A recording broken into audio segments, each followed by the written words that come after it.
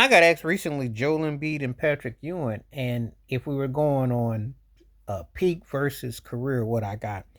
Peak is going to be Joel Embiid, but longevity is Patrick Ewing. I think there are similarities. Um, both lacking that clutch gene though. Ewing was always a guy that, yeah, he's one of the 10 greatest centers, but it's just like it never quite got that next out of him.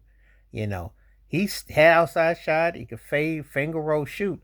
The funny thing is though Embiid has played about 7, 8 years less than him. If we go by what they've done at the peaks and what have you, Embiid's got him beat. But his injuries have worked against him. His lack of leadership has worked against him. I make the case, when I think about these two, would I say, dare I say that Maxey is a better guard play than what Ewing had? I think if I'm honest, Embiid had better talent, even though I don't think nobody on Philly had more heart than John Starks. It's funny how we twist and turn all this, but it's true. And Anthony Mason played it well, but I think the Sixers had a better chance.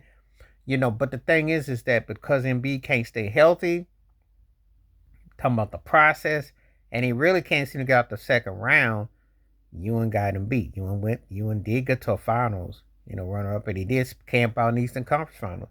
If Joel Embiid did those things and stayed healthy, then this would be an interesting more debate. But it comes down Joel Embiid versus Patrick Ewing, peak and career. And I have to separate the two because the peak is Embiid. The career is going to be Ewing. Sometimes I might get asked a question, and I might have to do that. I think I can do that with any subject because there are criteria that if we're talking movies, music, sports, peak and career are two different things. People get the two misconstrued. Now,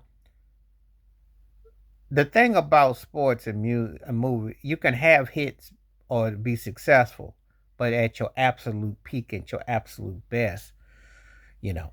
Now, I know the Ewing, well, first of all, Patrick Ewing didn't win no league MVP. And second of all, Embiid was a runner up. He cried and got one. And he did deserve one for one of those years. There was a time he was mentioned in the conversation with Jokic. I can't ever recall. Ewing was considered an MVP finalist.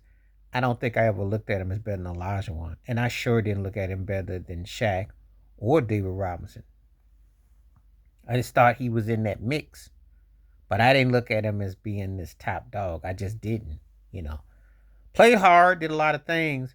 And I'd say middle first tier. But I didn't look at him like he was Olajuwon or Shaq. No, I didn't look at him like those guys, and or Dave Robinson for that matter.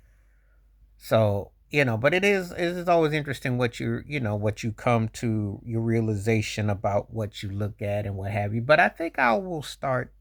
Sometimes when I get these questions, I'm going to put it to a peak and a career because I have to separate the two because often than not, people think of one thing and then they don't do totality. And sometimes they want to put totality. And I said, that's not fair because what your window was like and what you actually did is two different entities. It's kind of like when I had this argument about Bobby Brown and Chris Brown or Bobby Brown and Usher and them.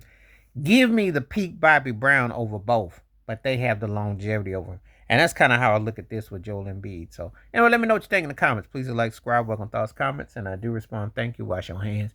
Keep your mind clear. Watch out for another share. If you like, stay safe, stay blessed, stay woke, stay free. I'm out one time. Peace.